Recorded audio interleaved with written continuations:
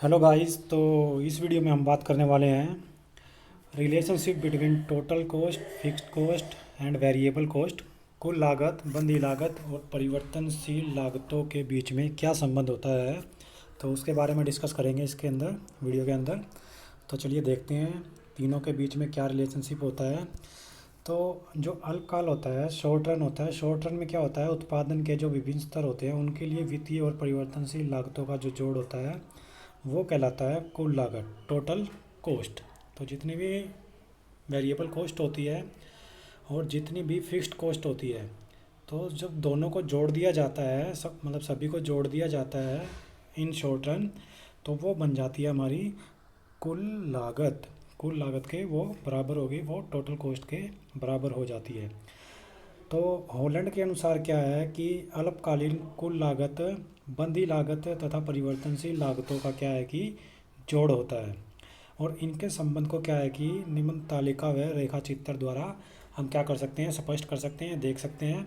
तो चलिए देखते हैं तालिका और ग्राफ के द्वारा इन तीनों का रिलेशनशिप कैसा होगा।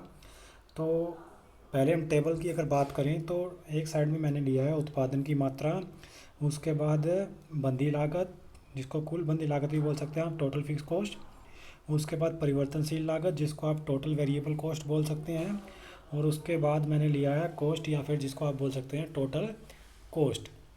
तो जब उत्पादन की मात्रा में चेंज हो रहा है, 0, 1, 2 इससे लेके लास्ट तक क्या हमारा 6 तक जो है चेंज हो रहा है, 4, 5, 6 इस तरीके से उत्पादन की मात्रा बढ़ रही है साधन लगाने से, साधनों के लगाने से। तो साधनों के ऊपर जो लागत आ रही है, तो जो फिक्स में आएगी बंदी लागत होगी वो आ रही है प्रत्येक यूनिट, क्योंकि उसके अंदर परिवर्तन नहीं होगा बंदी लागत में, तो वो प्रत्येक आउटपुट की यूनिट्स के साथ सेम रहेगी बंदी लागत हमारी। तो वो पहली अगर 0 यूनिट है तब भी कुछ ना कुछ जो मशीनें हैं या साधन है या फिर किराया है भूमि का, तो वो हमें देना पड़ेगा, वो बंदी लागत के अंदर आएगा। तो उत्पादन अगर आप का 0 है, आपने उत्पादन करना स्टार्ट भी नहीं किया है, तो भी आपका जो टोटल फिक्स कॉस्ट होगी वो आपकी, जैसे मैंने दिया इसमें 10 के बराबर ज़रूर आएगी। उसके बाद जैसे ही उत्पादन 1 हो जाता है तो भी 10 रहेगी, 2, 3, 4, 5, 6 इस तरीके से अगर होता है तो भी छठी इकाई तक भी जो है, या फिर आगे भी अगर हम लेके चलते हैं, तो जो टोटल फिक्स कॉस्ट है वो फिक्स ही रहेगी हमारी, उसमें कोई भी परिवर्तन नहीं होगा। तो ये होगी बंदी लागत। और बंदी लागत के बाद क्या है हमारा, परिवर्तनशील लागत को अगर हम देखें तो 0 उत्पादन पे ये 0 ही रहेगी, उसमें कोई परिवर्तन नहीं होगा, क्योंकि जो परिवर्तनशील लागत है ये उत्पादन में परिवर्तन के कारण चेंज होती है। तो एक जब उत्पादन हो जाता है यूनिट का, तो 10 टोटल वेरिएबल कॉस्ट आती है, टोटल वेरिएबल कॉस्ट आती है। उसके बाद 2 होने पर ये क्या होता है कि 18 हो जाती है, फिर 3 होने पर ये 24 हो जाती है। 3 यूनिट जो आउटपुट होता है उसके लिए 24 हमें टोटल वेरिएबल कॉस्ट लगानी पड़ती है। परिवर्तनशील लागत जो आती है वो 24 के बराबर आती है, 24 रुपये के बराबर आती है।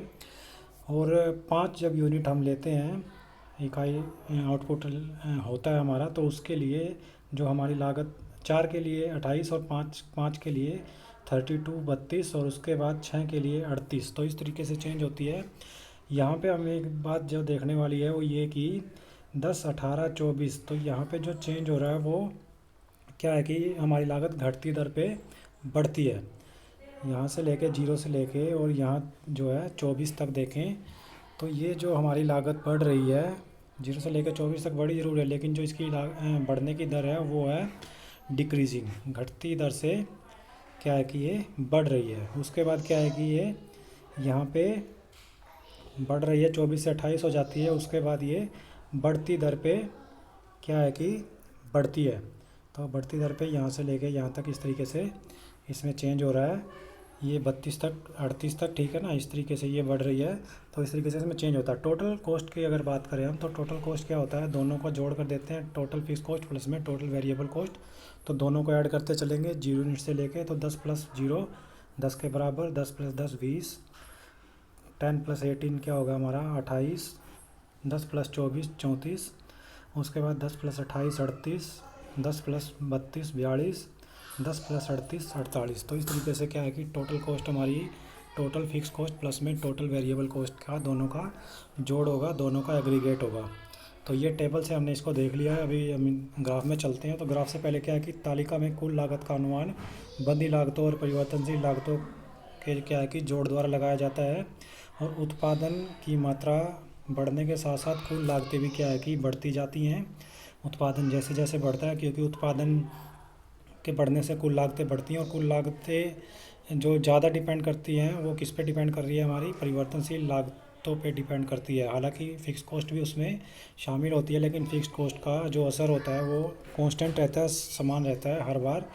तो परिवर्तनशील लागतों के चेंज होने से क्या है कि कुल लागतें चेंज होती है, और कुल लागतों के जो है उत्पादन बढ़ने से जो है कुल लागतें भी क्या है कि वो बढ़ती जाती है। जब उत्पादन शून्य होता है तब क्या होता है कि कुल लागत तब भी क्या है, तब क्या होती है हमारी जीरो के, या फिर कह सकते हैं 10 के बराबर हमारी होती है। तो ये यहाँ पे देखेंगे हम।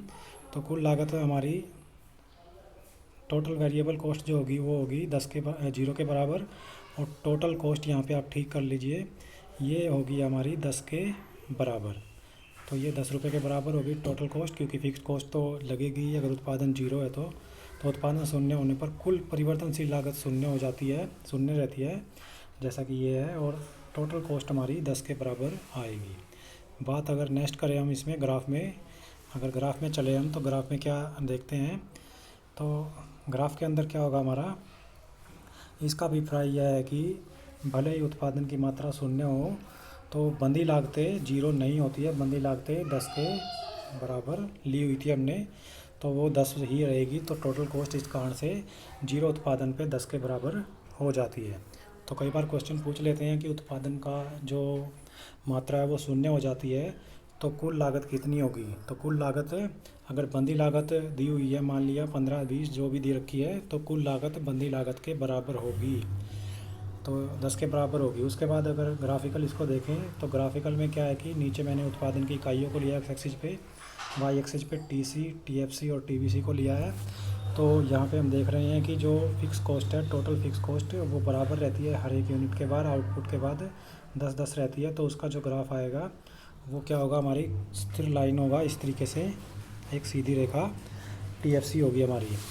बात करें टीवीसी की, तो टीवीसी क्या हमारी जीरो से स्टार्ट होगी, क्योंकि जब उत्पादन नहीं कर रहे हैं तो जीरो टीवीसी आएगी, टोटल वेरिएबल कॉस्ट आएगी, परिवर्तनशील लागत में परिवर्तन नहीं होगा, तो ये जीरो से स्टार्ट होगी। लेकिन जो इसमें चेंज होगा वो पहले घटती दर से और फिर बढ़ती दर से, इस तरीके से ये चेंज होगी। तो ये हमारी टीवीसी होगी।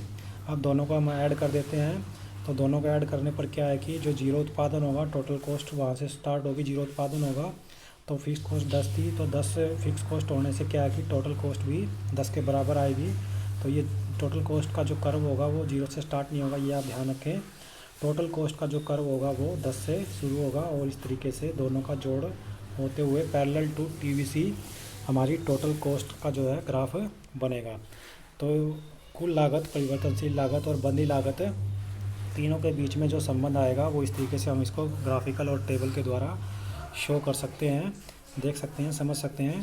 तो दोनों का जोड़ टीवीसी प्लस टीएफसी वो होगा टोटल कॉस्ट। और टोटल कॉस्ट को आप ये पॉइंट ज़रूर ध्यान रखें कि total cost total fix cost के जो का कर्व है, टोटल फिक्स कॉस्ट के कर्व से ऊपर से टोटल कॉस्ट का कर्व स्टार्ट होता है। तो इस तरीके से क्या है कि ये रिलेशनशिप हमने देखा है, समझा है।